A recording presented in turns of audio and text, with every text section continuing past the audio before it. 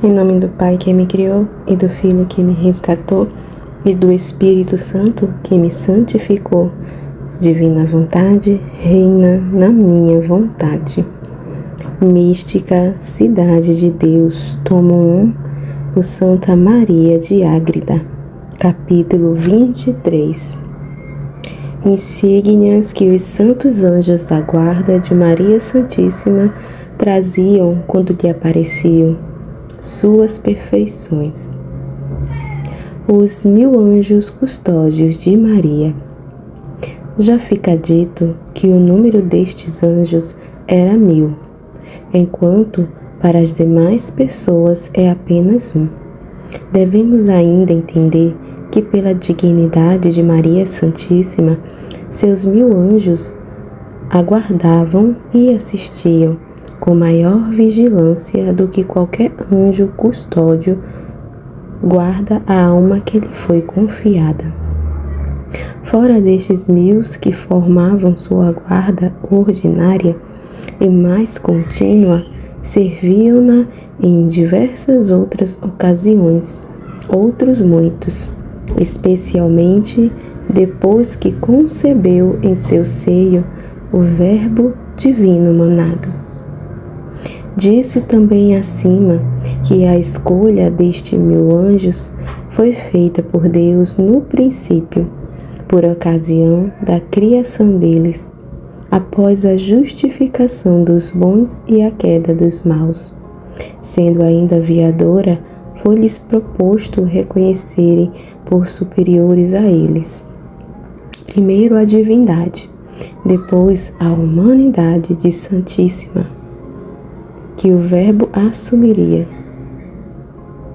Depois da humanidade santíssima que o Verbo assumiria, e em seguida sua Mãe Puríssima. Diferença entre os anjos. Nesta ocasião, quando os apóstatas foram castigados e os obedientes premiados, guardando o Senhor a devida proporção, segundo sua justíssima equidade, eu escrevi. Na recompensa acidental, houve alguma diferença entre os santos anjos, conforme os diversos sentimentos que demonstraram aos mistérios do Verbo humanado e de sua Mãe Puríssima, à medida que os foram conhecendo antes e depois da queda dos maus anjos. Consistiu este prêmio acidental em ser escolhido para assistir e servir Maria Santíssima e o Verbo humanado, e no modo e forma de se manifestarem quando apareciam visivelmente a Rainha para servi-la. É isto que pretendo explicar neste capítulo, confessando minha incapacidade, pois é difícil traduzir em razões e termos materiais as perfeições e operações de tão elevados espíritos intelectuais. No entanto, se passasse em silêncio este assunto, omitiria nessa história uma grande parte das mais excelentes ocupações da Rainha do Céu, enquanto foi viadora. Depois dos atos que exercia com o Senhor, seu mais contínuo trato era com seus ministros, os espíritos angélicos. Sem esta importante exposição, ficaria incompleta a descrição desta santíssima vida. Forma visível dos anjos. Supondo tudo o que já disse sobre as ordens, hierarquias e diferenças destes 1000 anjos, direi aqui a forma na qual apareciam corporalmente a sua Rainha e Senhora. Remeto às aparições intelectuais e imaginárias para outros capítulos, onde intencionalmente falarei das diversas espécies de visões que a Senhora gozava.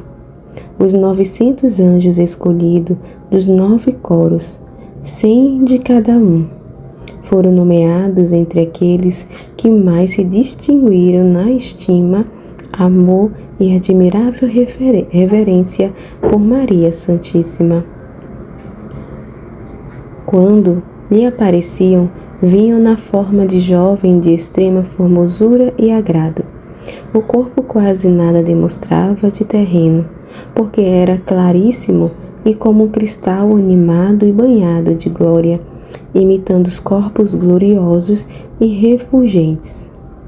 A beleza uniu grande compostura e amável gravidade.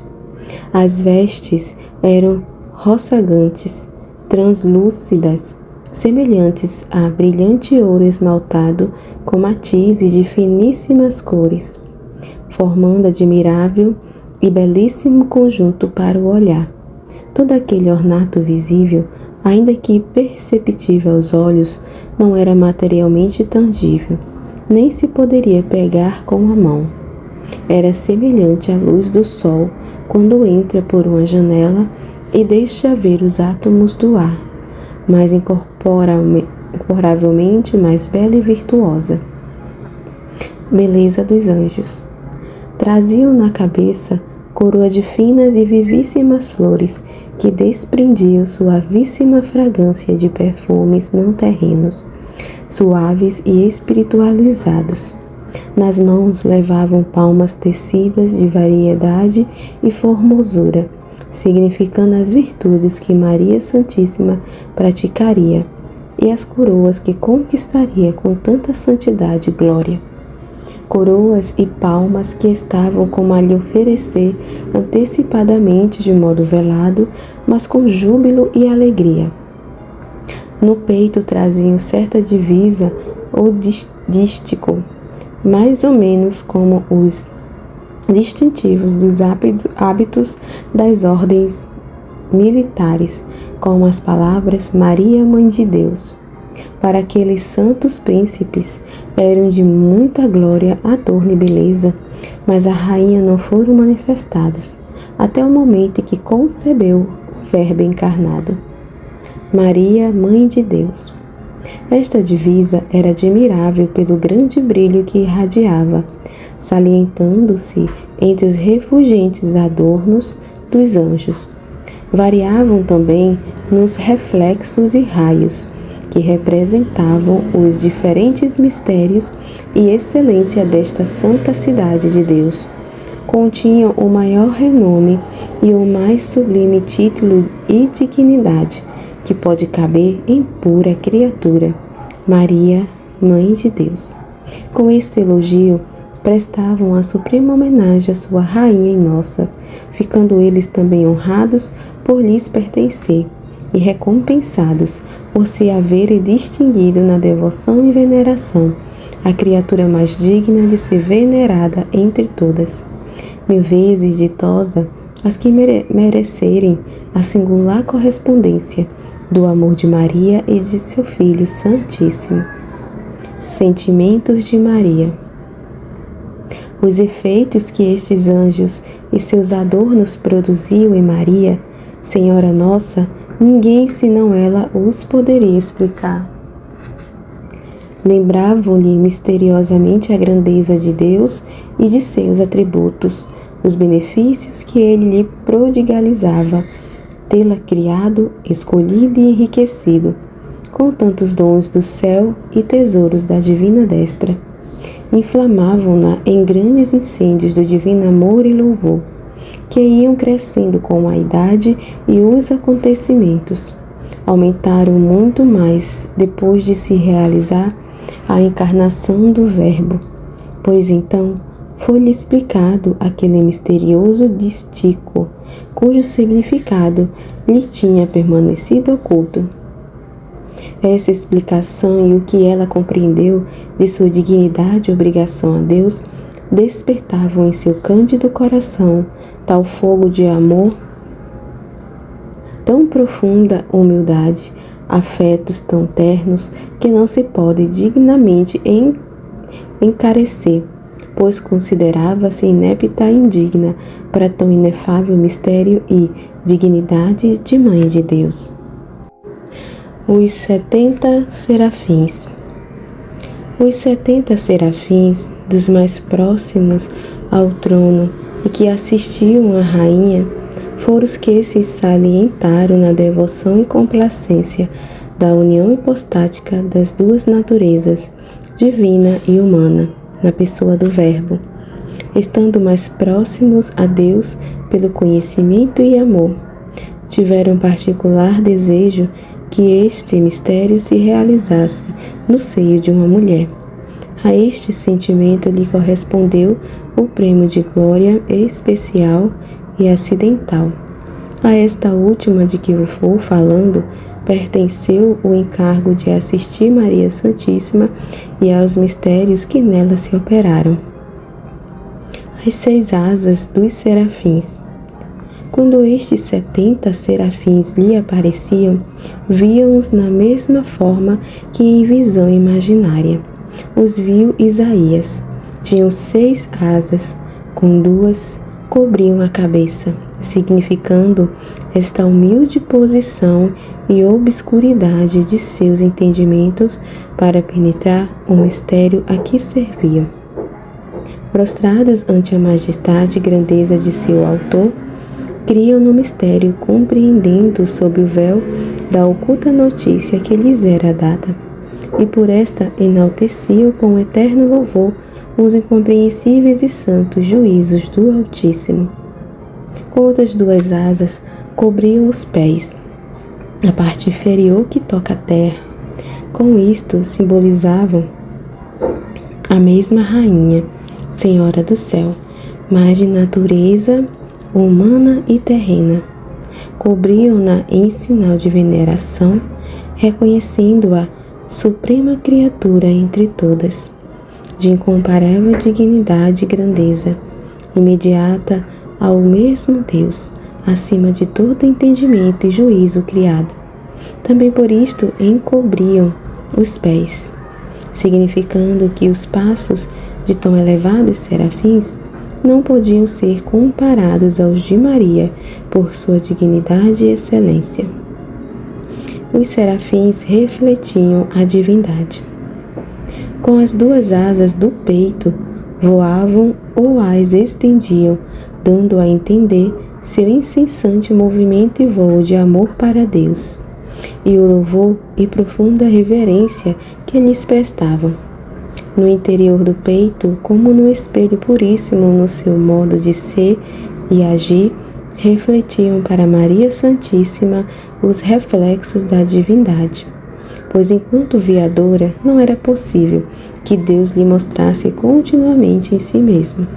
Por este motivo ordenou à Beatíssima Trindade que sua filha e esposa tivesse nestes serafins as criaturas mais próximas de sua divindade, uma viva imagem do original que ela nem sempre podia ver claramente. Comunicação angélica. Deste modo, gozava a divina esposa na ausência de viadora do retrato de seu amado.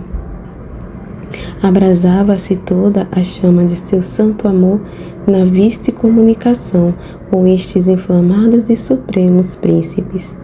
O modo de se comunicar com eles, além do sensível, era o mesmo que eles usam entre si, os superiores ilustrando aos inferiores. Como outras vezes tenho dito, não obstante, a rainha lhe ser superior em dignidade e graça, em a natureza, como disse Davi, Salmo 8,6, o homem foi feito inferior aos anjos, e a ordem comum de transmitir e receber estas influências divinas segue a natureza e não a graça. Os 12 anjos das 12 portas. Os outros 12 anjos são os das 12 portas de que São João falou no capítulo 21 do Apocalipse, verso 12. Como acima disse, distinguiram-se no afeto e louvor de que Deus se encarnasse, a fim de ser mestre e companheiro dos homens, para depois redimi-los e lhes abrir com seus merecimentos as portas do céu, tendo por coadjutora sua admirável mãe. consideraram particularmente estes santos anjos as maravilhosas obras e caminhos que Deus ensinaria para os homens alcançarem a vida eterna, simbolizados nas 12 portas correspondentes a 12 tribos. A recompensa desta singular devoção foi serem por Deus nomeados para testemunhas e secretários dos mistérios da redenção e colaboradores da Rainha do Céu, um privilégio de ser mãe de misericórdia medianeira dos que a ela recorrem para se salvar. Por isto, disse acima, que a Rainha se serve principalmente desses 12 anjos para amparar, esclarecer e defender seus devotos, e em particular para os tirar do pecado, quando juntamente com Maria eles invocam estes anjos. Ofício dos 12 anjos.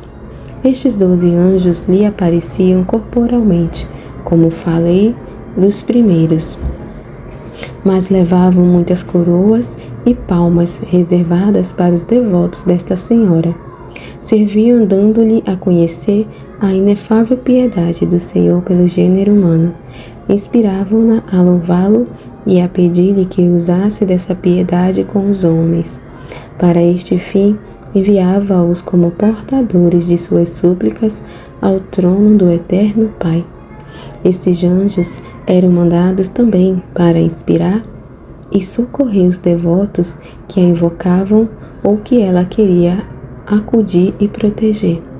Mais tarde, isso aconteceria muitas vezes com os santos apóstolos, a quem, por ministério dos anjos, auxiliava nos trabalhos da primitiva igreja. Até hoje, do céu, exercem esses 12 anjos o mesmo ofício, assistindo aos devotos de sua e nossa Rainha. Os anjos da paixão.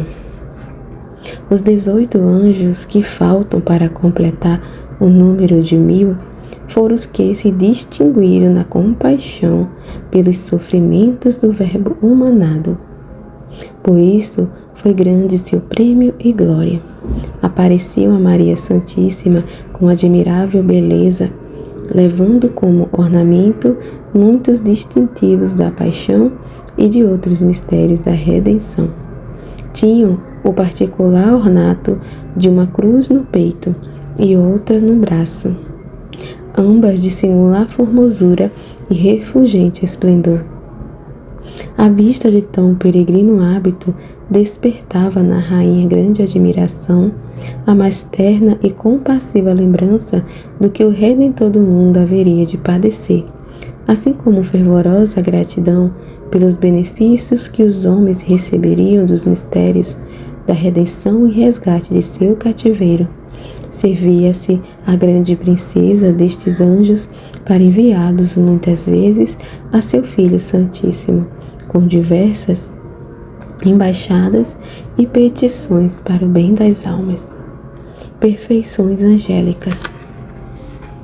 Com a descrição das formas e divisas destes anjos, declarei alguma coisa das perfeições e operações destes espíritos celestiais, porém muito menos do que possuem.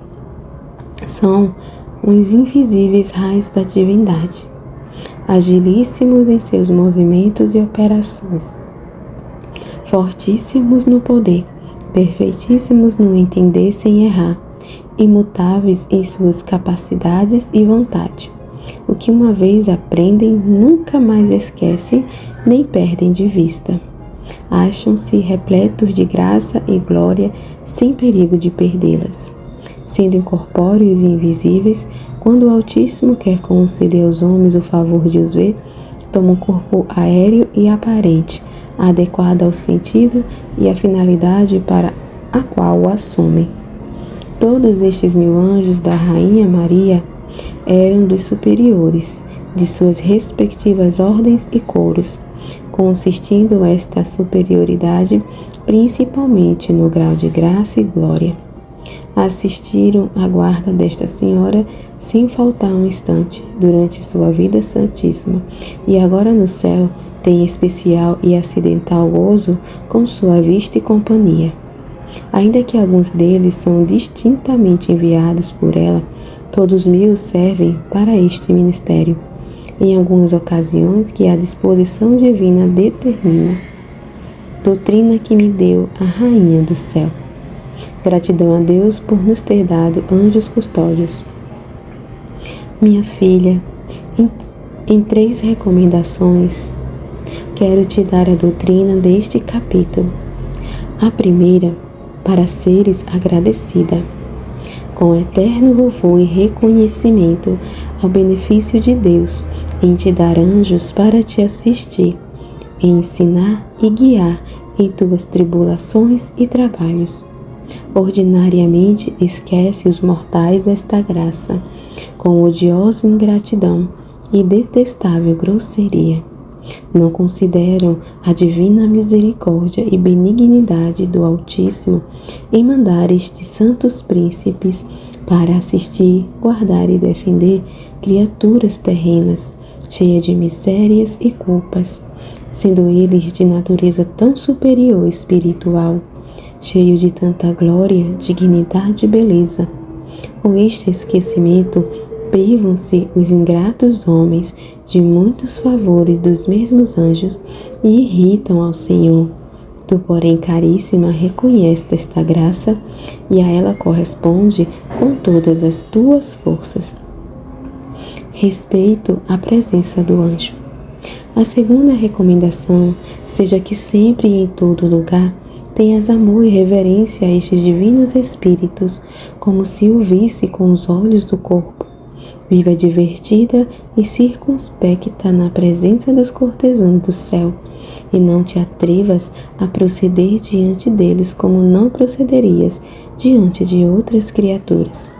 Não deixeis de fazer o serviço do Senhor, o que eles fazem e de ti desejam.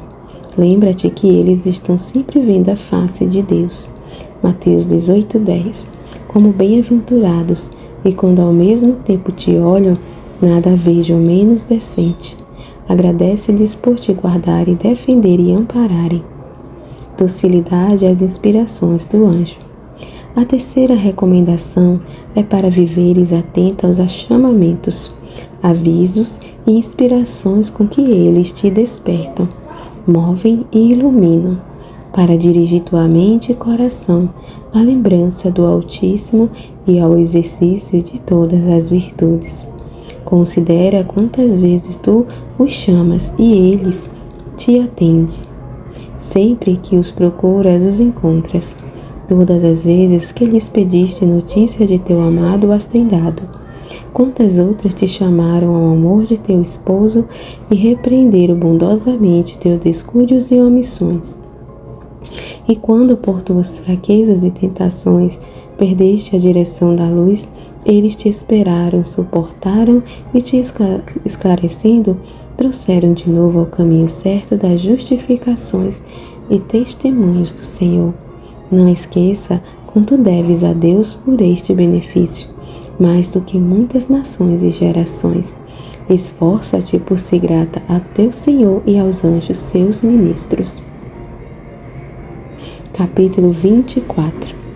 As santas ocupações e exercícios da Rainha do Céu durante o 1º ano e meio de sua infância. O silêncio de Maria foi voluntário. O inevitável silêncio dos primeiros anos das outras crianças, sua ignorância e incapacidade de saber e poder falar, em nossa menina rainha foi heróica virtude. As palavras são geração do entendimento e manifestação do raciocínio, faculdades que Sua Alteza possuía em grau perfeitíssimo desde sua conceição. Se não falou logo ao nascer, não foi por não poder, mas sim por não querer. Ainda que as demais crianças faltam as forças naturais para abrir a boca, mover a tenra língua e pronunciar palavras, em Maria não houve essa falha.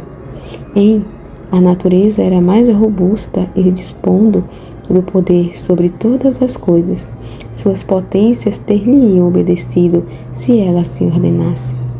O não falar foi nela grande virtude e perfeição para ocultar sua ciência e graça e evitar a admiração que produziria uma recém-nascida falando.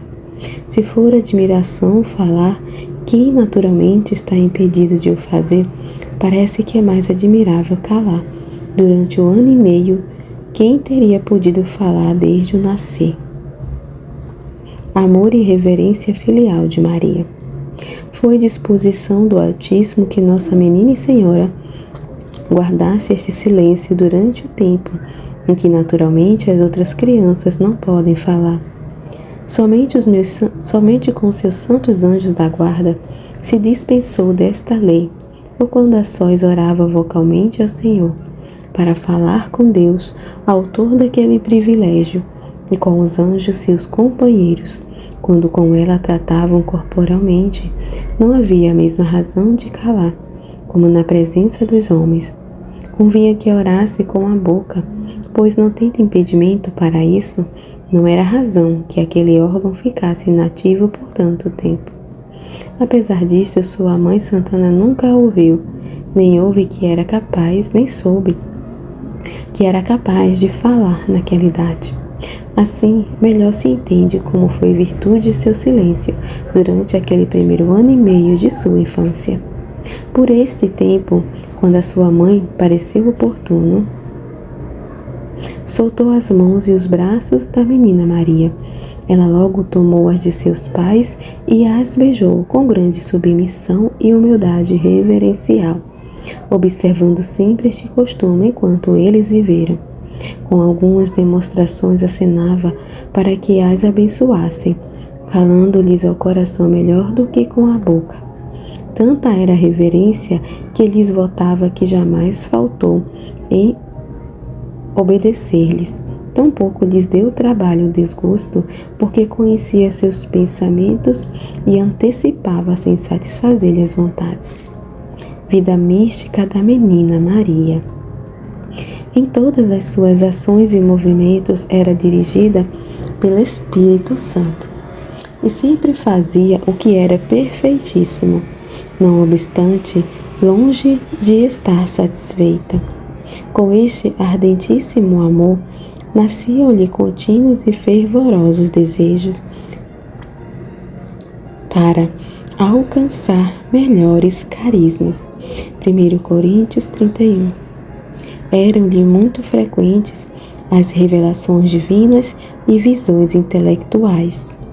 E quando Deus lhe suspendia um modo de visões ou intelecções, gozava de outras, da clara visão da divindade, como a que descrevi acima, quando ao nascer foi levada ao céu pelos anjos.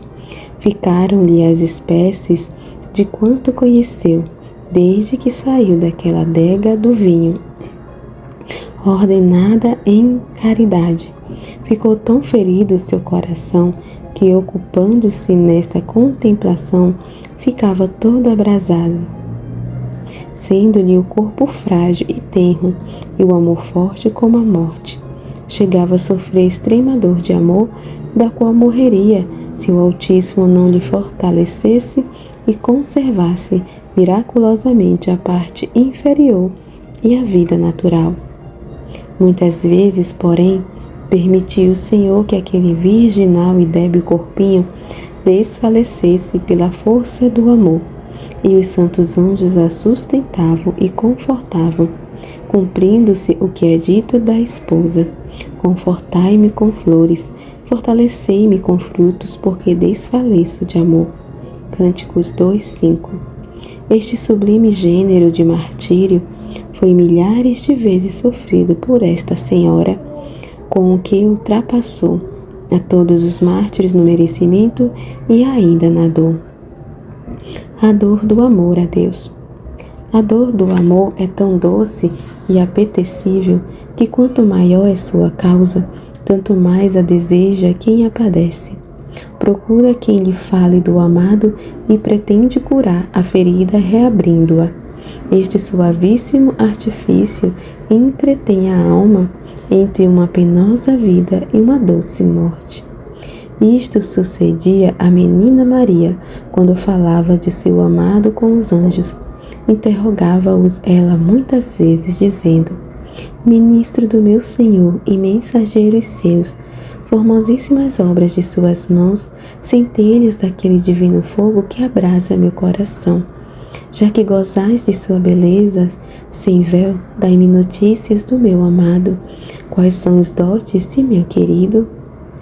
Avisai-me, se por acaso tenho desgostado, perguntai-lhe o que deseja e quer de mim, e não tardeis em aliviar minha pena, que desfaleço de amor. Perfeições divinas. Respondia-lhe os espíritos celestiais: Esposa do Altíssimo, vosso amado é único, aquele que existe por si mesmo sem de ninguém necessitar, quando dele todos precisam. Infinito em perfeições, imenso na grandeza, ilimitado no poder, sem medida na sabedoria, sem comparação na bondade, aquele que sem princípio deu a tudo quanto é criado, tudo governa sem fadiga, tudo conserva sem de nada ter necessidade. Veste de beleza toda a criação e sua formosura incompreensível tornará bem-aventurados aqueles que chegarem a vê-lo face a face. Infinitas são, Senhora, as perfeições de vosso esposo, excedem a nosso entendimento e seus altos juízos são impenetráveis às criaturas. Comunicações com Deus. Nestes e noutros colóquios que nossa insuficiente capacidade não pode compreender, decorria a infância de Maria Santíssima em companhia dos anjos e do Altíssimo, no qual vivia transformada, sendo inevitável que crescesse no fervor e ânsias de ver o sumo bem que amava acima de todo pensamento, muitas vezes por vontade do Senhor e por mãos dos anjos. Era levada corporealmente ao céu empíreo, onde gozava da presença da divindade. Algumas vezes havia claramente, outras somente por espécies infusas, mas altíssimas e claríssimas neste gênero de visão. Conhecia clara intuitivamente também os anjos, seus graus, ordens e hierarquias e outros grandes mistérios. Como este favor era muito frequente, pela sua renovação e atos que exercitava, veio adquirir tão intenso e vigoroso hábito de amor que mais parecia divina que humana criatura.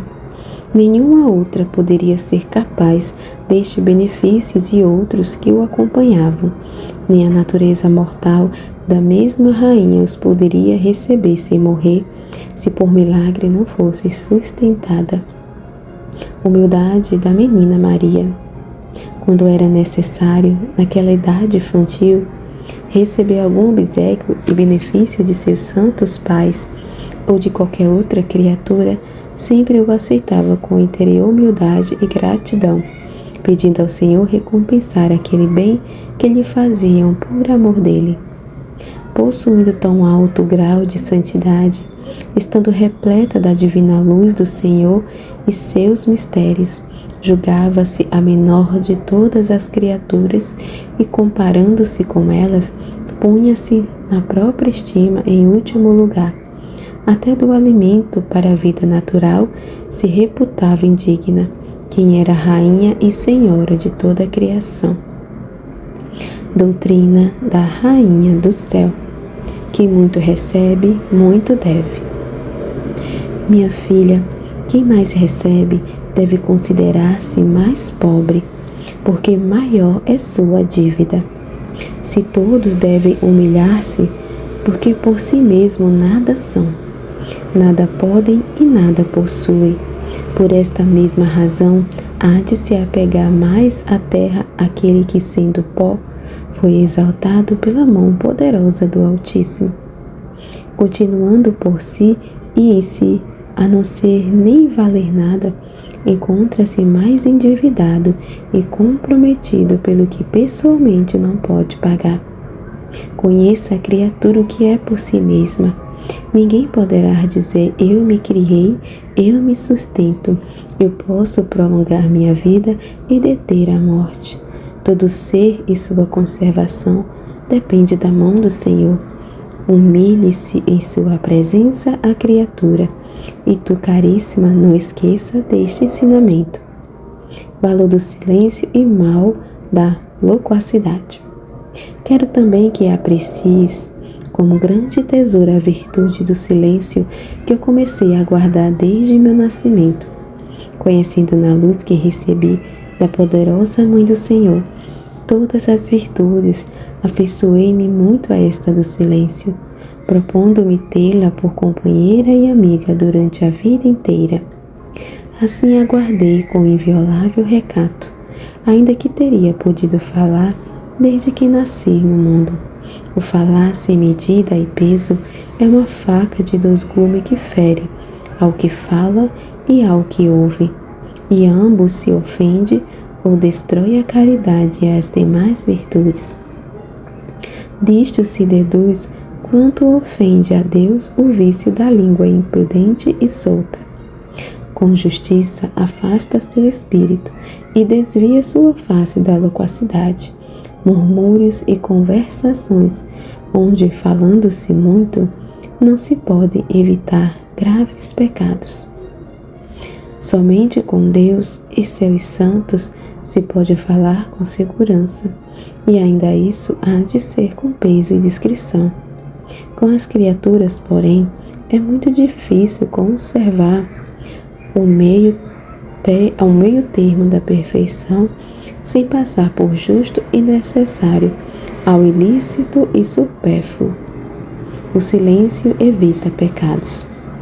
O remédio que te preservará deste perigo é ficar sempre mais próxima do extremo contrário, excedendo-te em calar. A prudente moderação para falar só o necessário acha-se mais perto do laconismo do que da verbosidade. Adverte que, sem deixar a Deus, saindo de teu recolhimento interior, não podes ir atrás de arbitrárias conversações humanas. O que sem grosseria não farias com outra criatura, não deves fazer com o Senhor teu e de todos. Afasta os ouvidos das inúteis fabulações que te podem obrigar a falar o que não deves, pois não é justo falares mais do que te ordena o Senhor. Ouve a santa lei que liberalmente gravou em teu coração, escuta a voz de teu pastor, responde a ele só. Quero deixar-te avisada que, se quiseres ser minha discípula e companheira, deve te distinguir por extremo nesta virtude do silêncio. Cala muito e grava este ensinamento em teu coração agora. Afeiçoa-te sempre mais a esta virtude, pois antes quero ver em ti este desejo, para depois te ensinar como deves falar. Não obstante, não te proíbo de falares quando deves admoestar e consolar tuas filhas e súditas. O silêncio cria atmosfera de oração. Fala também com os que te podem dar notícias de teu amado e te despertam e inflamem em seu amor. Nestas palestras adquirás o desejo e proveitoso silêncio para a tua alma. Delas nascer-te-á o desgosto e fastio das conversações humanas, e somente apreciarás falar do bem eterno que desejas. A força do amor que transformará teu ser no amado enfraquecerá o ímpeto de suas paixões. Chegarás então a sentir um pouco daquele doce martírio que eu sofria quando me queixava do corpo e da mortal vida, pois me pareciam duras prisões que me impediam de voar, embora não me impedissem de amar. Ó minha filha, esquece todo o terrestre no segredo de teu silêncio. Segue-me com todo o esforço e fervor para chegares ao estado que teu esposo te convida e possas ouvir aquela consolação que entretinha a minha amorosa dor. Minha pomba, abre teu coração e aceita, minha querida, esta doce pena, pois meu coração está ferido pela tua afeição. Isto dizia-me o Senhor, e tu também ouviste o mesmo repetidas vezes, porque Deus não deixa de falar ao solitário e silencioso. Capítulo 25. Com 1 ano e meio de idade, a menina Maria Santíssima começou a falar suas ocupações até ir ao templo. Maria começa a falar. Chegou o tempo de oportuna e perfeitamente quebrar-se o santo silêncio de Maria Puríssima, e assim se ouvir em nossa terra a voz daquela divina rola. Cântico 2:12. Fidelíssima precursora do verão da graça. Antes de receber permissão do Senhor para começar a falar com os homens, aos 18 meses de sua idade, teve uma visão intelectual da divindade. Não foi intuitiva, senão por espécies, e renovou-lhes as que outras vezes recebera, aumentando-lhe os dons e favores da graça. Nesta visão, estabeleceu-se entre a menina e o Supremo Senhor comovedor colóquio que com temor me atrevo a traduzir em palavras. Colóquios com Deus. Disse a rainha sua majestade: Altíssimo Senhor, Deus incompreensível, como favoreceis tanto a mais inútil e pobre criatura, como a vossa escrava incapaz de vos retribuir, inclinais vossa grandeza com tão amável benignidade. O poderoso enriquece ao pobre, o santo dos santos se inclina para o pó. Sou pequena, Senhor, entre todas as criaturas a que menos merece vossos favores. Que farei em vossa divina presença? Como darei a retribuição de quanto vos devo? Que tenho eu, Senhor, que não seja vosso, se sois vós que me dais o ser, vida e movimento? Alegrar-me-ei, entretanto, meu amado, de que tenhais todo bem e que a criatura nada tenha fora de vós. Que seja a propensão e glória vossa elevar ao que é menor, favorecer ao mais inútil e dar existência a quem não a tem, para que assim vossa magnificência seja conhecida e exaltada. Resposta de Deus. Respondeu-lhe o Senhor: minha pomba e minha querida, achaste graça aos meus olhos. És suave, amiga escolhida para as minhas delícias. Quero revelar-te o que em ti será para mim de maior agrado e beneplácito. Estas razões do Senhor feriam de novo a força do amor no terníssimo, porém vigoroso coração da menina rainha. Satisfeito, prosseguiu o Altíssimo: sou Deus de misericórdia, com imenso amor amo aos mortais, e entre os muitos que com suas culpas me têm desobrigado, tenho alguns justos e amigos que de coração me têm servido. Determinei remediá-los enviando-lhe meu unigênito, para que eles não sejam privados da minha glória e eu de seu louvor eterno. Maria pede a redenção. A esta proposição respondeu a Santíssima Menina Maria: Altíssimo Senhor e poderoso Rei, vossas são as criaturas e vosso é o poder. Só vós sois o Santo e o Supremo Regedor de toda a criação. Obrigai-vos, Senhor, pela vossa mesma bondade e apressai a vinda de vosso unigênito para a redenção dos filhos de Adão. Chegue já o dia desejado pelos meus antigos pais e veja os mortais vossa eterna salvação. Porque, amado Senhor meu, sendo piedoso Pai das misericórdias, prorrogais tanto que vossos aflitos e cativos filhos ansiosamente esperam. Se minha vida lhes pode ser de algum valimento, prontamente vou-lo ofereço por eles. Deus manda Maria falar. Com grande benevolência mandou-lhe o Altíssimo que daí em diante, todos os dias, muitas vezes, lhe suplicasse apressar a encarnação do eterno Verbo para a salvação de todo o gênero humano, e que chorasse os pecados dos homens e impedimento de sua salvação. Em seguida, lhe declarou que já era tempo de exercitar todos os sentidos e que para maior glória sua convinha que falasse com as criaturas humanas. Para cumprir esta ordem, disse a menina a sua majestade. Só um instante de passar aqui esse barulho aí do carro.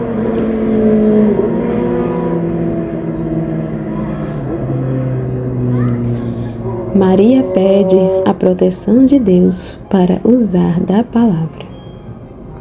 Altíssimo Senhor de incompreensível majestade, como se atreverá o pó a tratar mistérios tão ocultos e soberanos, e a vosso peito de tão estimável preço, quem é a menor entre todos os nascidos? Como pode interceder por estes e que pode alcançar a criatura que em nada vos tem servido? Vós, amado meu, vos darei por obrigado da mesma necessidade. E a enferma buscará a saúde, a sedenta desejará a fonte de vossa misericórdia e obedecerá à vossa divina vontade. Se ordenais, Senhor meu, que eu descerre os lábios para falar e tratar com outros, fora de vós que sois todo o meu bem e meu desejo, velai eu vos suplico pela minha fragilidade perigo. É muito difícil para a criatura racional não se exceder nas palavras. Eu calaria a vida inteira se fosse do vosso beneplácito, para não correr o risco de vos perder, pois se tal acontecesse, impossível ser-me a viver um instante sequer. Poder da Palavra de Maria. Esta foi a resposta da Menina Santíssima Maria, receosa do novo e perigoso dever de falar.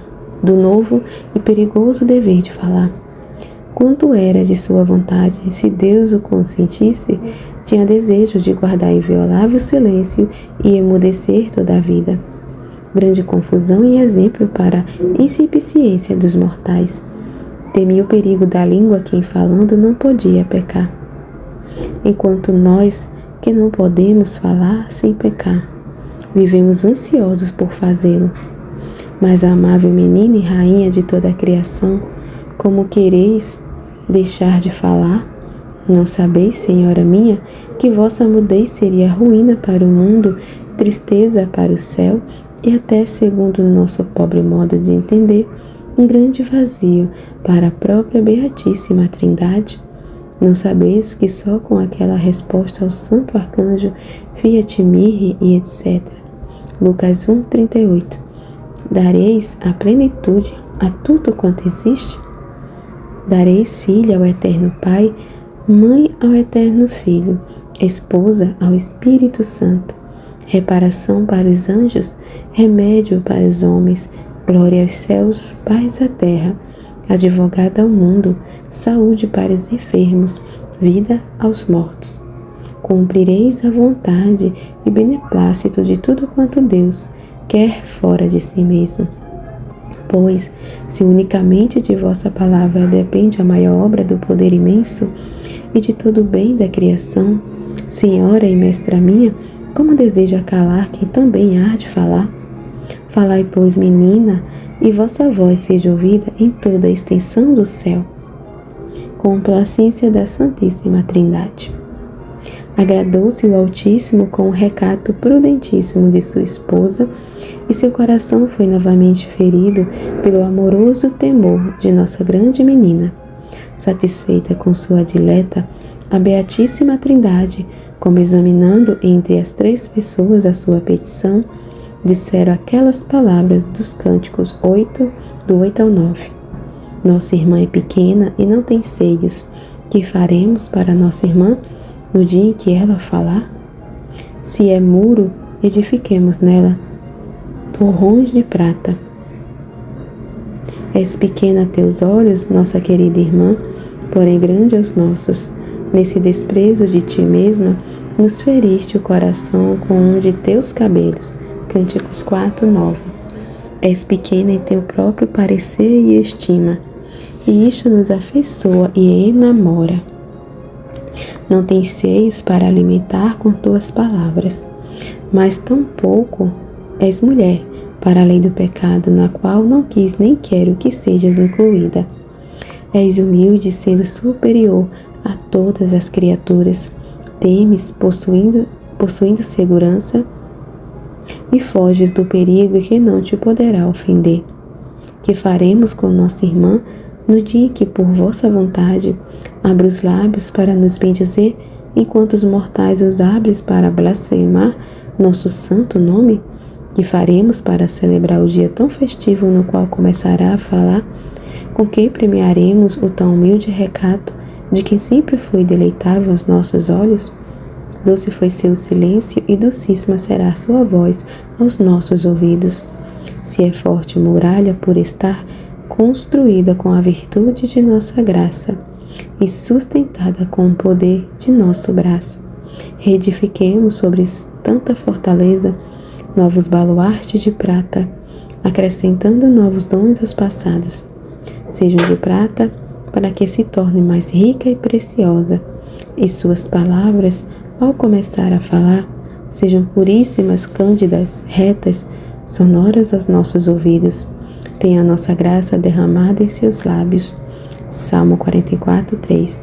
E esteja com ela a nossa poderosa mão e proteção. A primeira palavra de Maria. Ao mesmo tempo que, ao nosso entender, fazia-se esta conferência entre as três divinas pessoas, nossa menina rainha foi consolada em seu humilde receio de começar a falar. O Senhor prometeu-lhe governá-la e assisti-la em suas palavras, para que todas fossem para seu serviço e agrado. Com isto, ela lhe pediu novamente licença e bênção para abrir seus lábios cheios de graça, para ser em tudo prudente e sábia.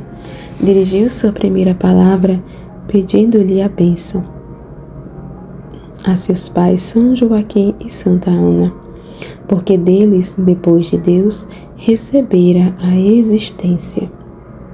Ouviram-na os felizes pais, e vendo que também começava a andar sozinha, a ditosa mãe Ana, com grande alegria de espírito, tomando-a em seus braços, lhe disse: que felicidade, querida filha do meu coração, seja para a glória do Altíssimo, que ouçamos vossa voz e palavras, e que também comeceis a caminhar para seu maior serviço. Sejam vossas palavras poucas, refletidas e de muita seriedade, e vossos passos retos e dirigidos ao serviço e honra de nosso Criador. Conversas entre Santana e a menina Maria. Ouviu a Santíssima Menina Maria estes e outros conselhos de sua mãe e gravou-os em seu terno coração, para observá-los com profunda humildade e obediência. Durante o seguinte ano e meio, até completar 3, quando foi ao templo, foram muito poucas suas palavras, salvo quando sua mãe a chamava para ter o gosto de ouvi-la, mandando-lhe que falasse de Deus e seus mistérios. A divina menina assim fazia, ouvindo e fazendo perguntas à sua santa mãe. Deste modo, a que em sabedoria excedia a todos os nascidos, queria ser instruída e ensinada. E assim, entre filha e mãe, faziam-se amenos diálogos sobre o Senhor. Santana não revelava seu segredo. Não seria fácil nem possível dizer o que realizou a divina menina Maria nestes 18 meses que permaneceu na companhia de sua mãe. Esta, muitas vezes, ao olhar a filha, mais venerável que a figurativa arca do testamento, derramava copiosas e doces lágrimas de amor e gratidão. No entanto, jamais deu a entender o segredo que guardava no coração de ser Maria a escolhida para a mãe do Messias, ainda que muitas vezes ambas falavam sobre este inefável mistério. Nestas palestras, a menina inflamava-se em ardentíssimos afetos e dizia grandes excelências do Messias e de sua própria dignidade, que misteriosamente ignorava. Com isto aumentava o gozo, amor e cuidado da felicíssima Ana por seu tesouro. Humildade de Maria. As débeis forças da menina rainha eram muito insuficientes para o desempenho de trabalhos humildes, aos quais era inclinada por sua fervorosa e profunda humildade e amor.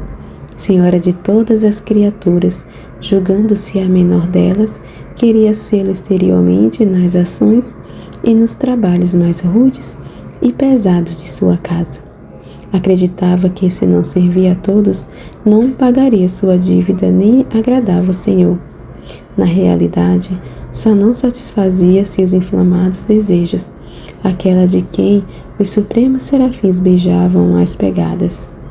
Apesar de tudo, muitas vezes tentava desempenhar o trabalho de varrer e limpar a casa, como não lhe permitiam, procurava fazê-lo quando se encontrava só, auxiliando-a então os santos anjos para lhe proporcionar um pouco o prazer de sua humildade.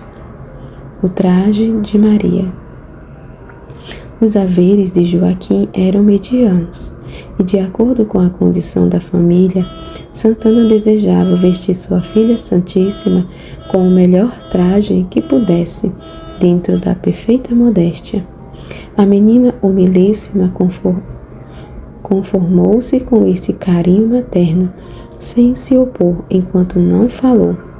Ao começar a falar, porém, pediu humildemente à mãe que não lhe vestisse traje rico e de luxo, mas fosse grosseiro e pobre, sendo possível já usado por outros de cor parda cinzenta, como hoje usam as religiosas de Santa Clara. A Santa Mãe, que considerava e respeitava a filha como senhora, lhes respondeu: minha filha, farei o que me pedes, quanto à forma e cor de vossas vestes, mas vosso físico infantil não poderá suportar muito grosseiro como desejais, e nisto obedecereis a mim. Obediência da menina. Não replicou a obediente menina à vontade de sua mãe Santana, pois jamais o fazia. Deixou-se vestir com o que ela quis, na forma e na cor que pediu, semelhante aos hábitos que por devoção as crianças costumam trazer. Desejava mais pobreza e austeridade, mas supriu-as com a obediência, sendo esta virtude mais excelente que os sacrifícios. Deste modo, permaneceu obediente à mãe e pobre no desejo, julgando-se indigna de que usava para proteger a vida natural. Nesta obediência aos pais foi perfeitíssima e exata durante os 3 anos que viveu na companhia deles. Pela divina ciência que possuía, conhecia-lhes o íntimo e antecedia-se a obedecer-lhes prontamente. Para fazer algo de própria iniciativa, pedia a bênção e licença da mãe, beijando-lhe a mão com grande humildade e reverência. Exteriormente, sua mãe o consentia, mas interiormente reverenciava a dignidade e graça de sua filha Santíssima. Penitência de Maria. Retirava-se algumas vezes em tempos oportunos para com maior liberdade gozar da vista e colóquios de seus anjos e manifestar-lhes com atos exteriores seu ardente amor pelo Senhor. Em alguns exercícios que fazia, prostrava-se chorando e afligindo seu corpozinho perfeitíssimo e delicado pelos pecados dos mortais. Pedia e inclinava a misericórdia do Altíssimo a lhes fazer grandes benefícios, que desde já começou a lhes merecer. A íntima dor das culpas que conhecia, a força do amor de onde aquele sentimento procedia, produziu na menina intensíssimos afetos de dor e pena, começando naquela idade a usar das forças corporais, estreou-as na penitência e mortificação, para em tudo ser mãe de misericórdia e medianeira da graça, sem perder um momento nem ação por onde pudesse adquiri-la para si e para nós. Caridade de Maria. Completando 2 anos, começou a distinguir-se muito no amor e caridade pelos pobres. Pedia a sua mãe Santana esmolas para eles, e a piedosa mãe, satisfazia juntamente ao pobre e à sua filha santíssima. Exortava a amá-los e reverenciá-los, a quem era mestra de caridade e perfeição. Além do que recebia para distribuir aos pobres, desde aquela idade, reservava alguma parte de seu alimento para lhes dar. E assim poderia dizer melhor que o santo Jó: desde minha meninice, a compaixão cresceu comigo. Jó 31:18. Dava esmola ao pobre, não como se lhe fizesse benefício gratuito, senão como quem saudava a justiça de uma dívida, dizendo em seu coração: este meu irmão não tem o que lhe é devido, e eu tenho o que não mereço. E entregando a esmola, beijava a mão do pobre, e se estava só, também o solo que ele havia pisado. Jamais, porém, deu esmola material ao pobre, sem lhe fazer maior oferta espiritual para a alma, rezando por ela. Assim voltavam de sua presença, socorridos no corpo e na alma. Maria manifesta o desejo de ir para o templo.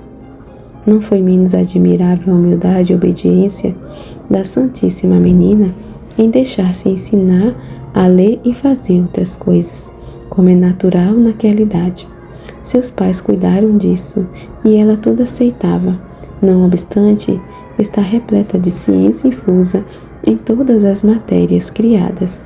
Calava e ouvia a todos com admiração dos anjos por verem tão peregrina prudência numa menina. Sua mãe Santana, com o amor e a luz que tinha, observava o procedimento da divina princesa e bendizia o Altíssimo. Aproximando-se o dia de levá-la ao templo, com o amor lhe crescia o sentimento de ver que, terminado o prazo de 3 anos, marcados pelo Todo-Poderoso, teria de imediatamente cumprir seu voto. Para isto começou a menina Maria a preparar a mãe, manifestando-lhe 6 meses antes o desejo que tinha de ir ao templo. Representou-lhe os benefícios que haviam recebido do Senhor, e quão justo era cumprir seu maior agrado. No templo dedicado a Deus, pertenceria mais à mãe do que em sua própria casa. Sentimento de Santana.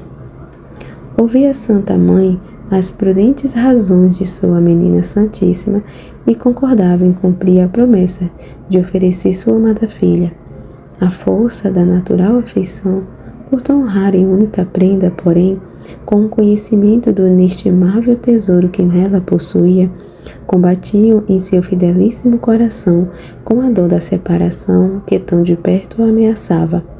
Teria, sem dúvida, perdido a vida em tão dura pena, se o Altíssimo não a fortalecesse.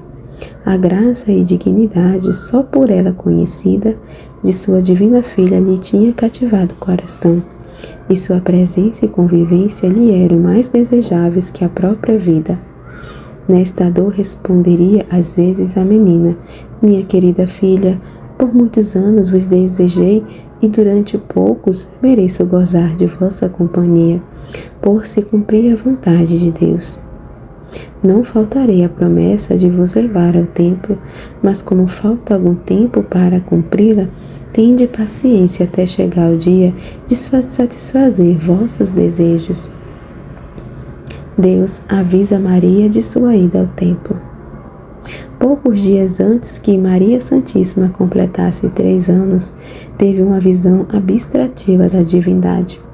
Nela foi-lhe manifestado aproximar-se o tempo em que Sua Majestade ordenava fosse levada ao templo, onde viveria dedicada e consagrada ao seu serviço. Com esta nova, seu puríssimo espírito encheu-se de novo gozo e reconhecimento, e falando ao Senhor, lhe deu graças, dizendo: Altíssimo Deus de Abraão, Isaque e Jacó, eterno e sumo bem meu, já que não posso louvar-vos dignamente, façam em nome desta humilde escrava todos os espíritos angélicos, Porque vós, Senhor imenso, que de ninguém tendes necessidade, olhais a este vil bichinho com a grandeza de vossa liberal misericórdia. Donde me vem a graça de ser recebida em vossa casa e serviço, se não mereço o mais desprezível lugar da terra que me sustenta? Mas se vos obrigais de vossa mesma grandeza, suplico-vos, Senhor meu, inspirei esta vossa santa vontade ao coração de meus pais, para que a cumpram. Visão de Santa Ana e sua oração. Logo teve Santa Ana outra visão, na qual o Senhor lhe mandou cumprir a promessa de levar ao templo sua filha e apresentá-la no mesmo dia que completasse 3 anos. Não há dúvida que esta ordem foi de maior dor para esta mãe do que a de Abraão para sacrificar seu filho Isaque. O Senhor a consolou e confortou, prometendo-lhe assisti-la com sua graça, na soledade em que ficaria por lhe pedir a filha. A santa matrona mostrou-se submissa e pronta para cumprir a ordem do Senhor, e obediente fez esta oração: Senhor e Deus eterno, dono de todo o meu ser, já ofereci para vosso templo e serviço a filha que por inefável misericórdia me deste. Ela é vossa e vô-la dou, agradecida pelo tempo em que a tive e por tê-la concebido e criado. Lembrai-vos, porém, Deus e Senhor, que guardando vosso inestimável tesouro, eu era rica.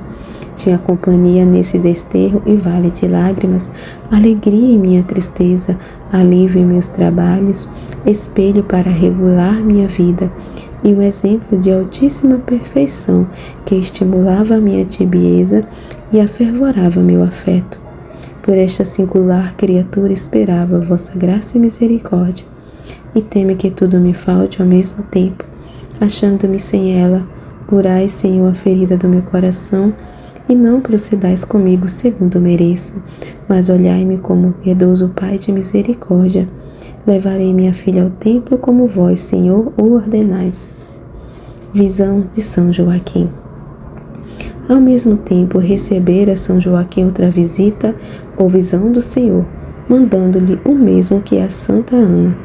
Tendo ambos conferido e conhecido a vontade de determinaram cumpri-la com submissão e marcar o dia para levar a menina ao templo. Ainda que com grande dor e ternura do santo ancião, foi menos intensa do que a de Santa Ana, porque então ignorava o grande mistério daquela que havia de ser mãe de Deus. Doutrina da Rainha do Céu. Morte e eternidade. Minha caríssima filha, lembra-te que todos os viventes nascem destinados a morrer, ignorando o último dia da vida. Com certeza, apenas sabe que sua duração é curta e a eternidade sem fim, e que nesta o homem só colherá o que agora semear em boas ou más obras, que então darão fruto de morte ou de vida eterna. Em tão perigosa viagem, Deus não quer que ninguém conheça com certeza se é digno de seu amor ou de sua indignação. A quem tiver bom senso, esta dúvida servirá de estímulo para procurar com todas as forças adquirir a amizade do Senhor e nela crescer.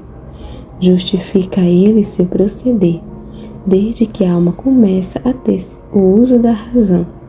Infunde-lhe luz e ditame para estimular e dirigir a virtude e desviar do pecado. Ensina a distinguir o fogo da água para escolher a virtude e reprovar o vício.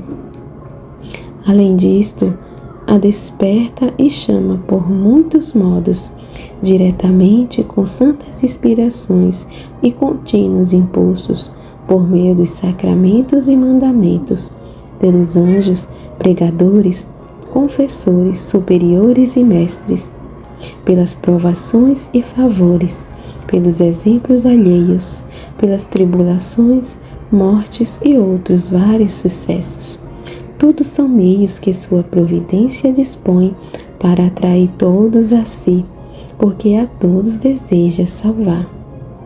De todas estas coisas faz um conjunto de grandes auxílios e favores que a criatura pode e deve aproveitar.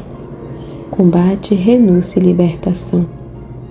Contra isto, combate a parte inferior e sensitiva, que com os fomes peccati inclina aos objetos sensíveis e impele a concupiscência para perturbar a razão e arrastar a vontade cega ao gozo e deleite. Por sua vez, o demônio com fascinações e iníquas mentiras obscurece o interior e dissimula o mortal veneno do deleite transitório. Mas nem por isto o Altíssimo abandona logo suas criaturas, antes renova suas misericórdias e auxílios para chamá-las de volta. Se responde às primeiras solicitações, acrescenta outras maiores e as vai aumentando e multiplicando. Em recompensa da alma se ter vencido, vão se enfraquecendo as forças das paixões e o fomes.